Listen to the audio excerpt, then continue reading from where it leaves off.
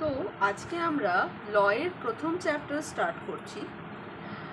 প্রথম চ্যাপ্টার হচ্ছে হস্তান্তরযোগ্য দলিল আইন 1881 সালে।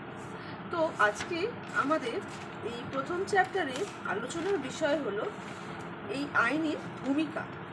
দেখো, তোমরা যে বই ফলো করছো কোনো অসুবিধা নেই, আমিও সেরকমই অতগুলো বই ফলো করছি না, আমিও এক দুটো বই ফলো করছি, তো তা নিয়ে কোনো অসুবিধা নেই।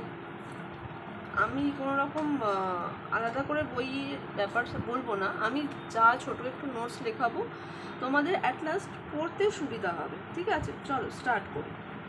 তো এই আইন স্টার্ট হয় 1881 সালে। ঠিক আছে, এই আইন চালু হয়। ঠিক আছে, বলতে পারো তোমরা। আর এই আইনটা চালু করা হয় শুধুমাত্র কারবারি লেনদেনকে সুবিধা করার জন্য।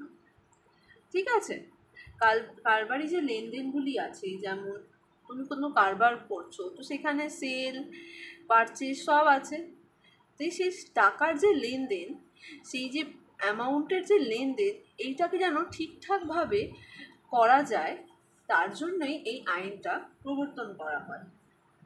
1881 সাল থেকে এই আইনটি ভালোভাবে চালু করা হয়। এই আইনের আন্ডারে আমাদের হস্তান্তরযোগ্য দলিলকে 3 ভাগে ভাগ করা হয়। এক হলো প্রতিশ্রুতিপত্র,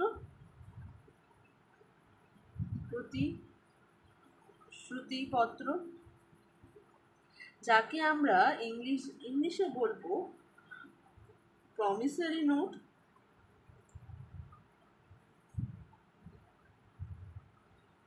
দ্বিতীয়ত হলো বাণিজ্যিক হুন্ডি,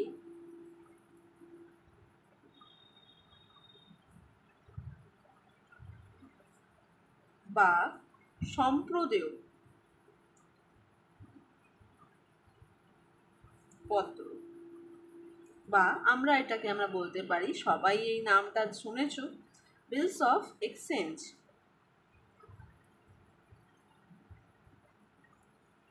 এবং তৃতীয় হলো চেক, যেটা সবাই তোমরা শুনেছো, ব্যাংকে আমরা গিয়ে চেক জমা করি, কেউ আমাদের চেকের মাধ্যমে পেমেন্টও করে থাকে। ঠিক আছে, এবার জানি হস্তান্তরযোগ্য দলিল কাকে বলবো। প্রথম কথা দেখি হস্তান্তর। ঠিক আছে, এই হস্তান্তরযোগ্য, এই কথার মধ্যে হস্তান্তরযোগ্য দলিল, এই কথার মধ্যে যে হস্তান্তরযোগ্য, এটার মানে কি? এটার মানে হচ্ছে নেগোসিয়েশনস, মানে নেগোশিয়েবল, মানে দাম দর করা। ঠিক আছে, দাম দর করা যায়, বা বলে আমরা কি বলি, একজন থেকে আরেকজনকে দেওয়া যায়, এরকম দলিলকে আমরা বলবো নেগোশিয়েবল দলিল। আর দলিলকে আমরা বলি ইনস্ট্রুমেন্ট। ঠিক আছে, আমরা যেটাকে এক জায়গা থেকে আরেক জায়গায় ট্রান্সফার করতে পারবো, এরকম ইনস্ট্রুমেন্টকে আমরা বলবো হস্তান্তরযোগ্য দলিল। এই 1881 সালে হস্তান্তরযোগ্য দলিল আইনে 13(1), ঠিক আছে, 13(1 যে এই ধারাটি আছে, এই ধারার মধ্যে হস্তান্তরযোগ্য দলিল কাকে বলে তার সংজ্ঞাটি উল্লেখ আছে। তাহলে হস্তান্তরযোগ্য দলিল বলতে কি বোঝায়? হস্তান্তরযোগ্য দলিল বলতে বোঝায় প্রতিশ্রুতিপত্র,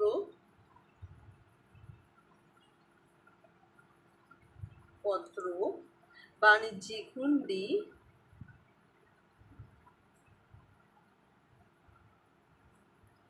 ও চেক, যা বাহককে বা দলিলের নির্দেশ মতো দলিলের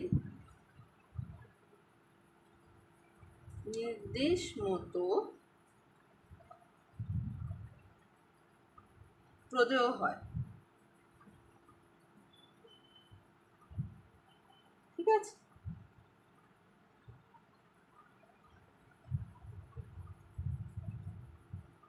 আচ্ছা তোমাদের এবার কোয়েশ্চেন হবে কি বাহক বা দলিলের নির্দেশ মতো কথার মানে কি। ঠিক আছে, বাহক বা দলিলের নির্দেশ মতো কথার মানে হলো যার উপর দলিলটার অধিকার থাকে। ধরো চেকের মালিক যে হবে সে, বা ওই বিলসের মালিক যে হবে সে।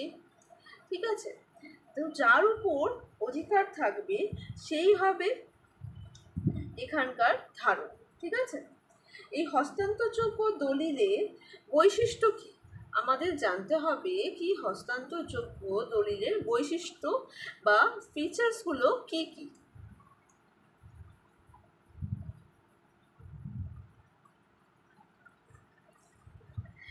এটি প্রথমত লিখিত হতে হবে, লিখিত ও স্বাক্ষরিত হতে হবে।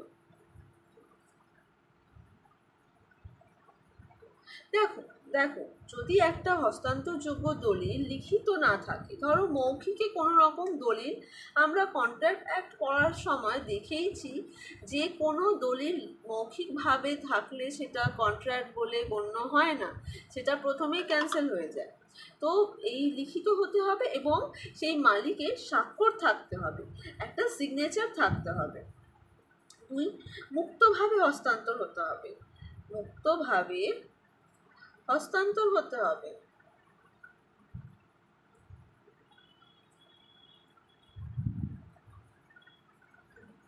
মানে কোনো রকম ভাবে বাধা দিলে হবে না, সেটাকে ফ্রিলি তুমি কাউকে দিচ্ছ যখন তোমাকে ফ্রিলি দিতে হবে, কোনো রকম শর্ত রাখলে হবে না।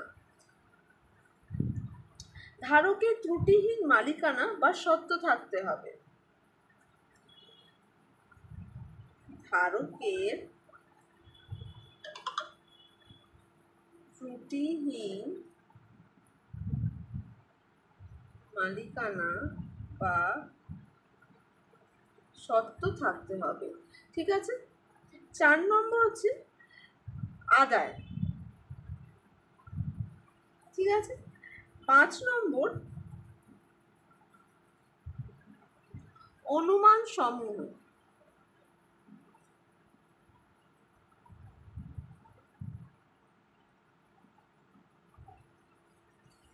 মানে সেখানে তারিখ থাকতে হবে, প্রতিদান থাকতে হবে, হস্তান্তরের সময় থাকতে হবে, স্ট্যাম্প থাকতে হবে এবং যে অ্যামাউন্টটা তুমি পে করছো সেই অ্যামাউন্টটা যেন ওখানে লেখা থাকে।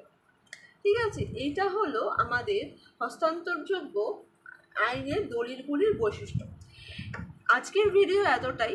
নেক্সট দিন আমি এর পরের বিষয়ের দিকে এগোবো। যদি তোমাদের আমার বর্ণ ধরনটা ভালো লেগে থাকে তো প্লিজ চ্যানেলটাকে লাইক, শেয়ার অ্যান্ড সাবস্ক্রাইব করবে।